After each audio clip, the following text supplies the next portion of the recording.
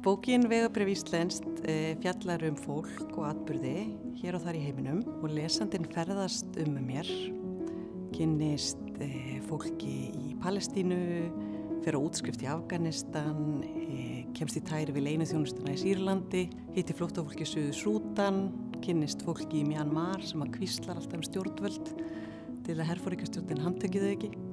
Þannig að þetta eru sögur af fólki og atburðum sem að mér finnst að varpi ljósi á einhverja stærri sögu. Þetta voru sögur sem að ég hefði safnað sem blaðamaður og starfandi hjá UNICEF á Íslandi. Sögur sem að hafðu hrift við mér og snert mig og sögur sem að mér langaði að miðla áfram. Því það hefur alltaf skipt mig máli að við sjáum okkur í samhengi við aðra jarðarbúa.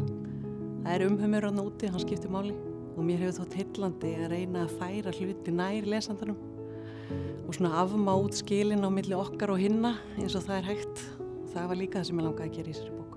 En aftur á móti þá er bókin ekki bara sorg og flótti og stríð og hörmungar, heldur langaði mig líka að þetta yrði skemmtilegt og fyndið og upplífgandi og myndi vonandi hreyfa við fólki á alls konar máta.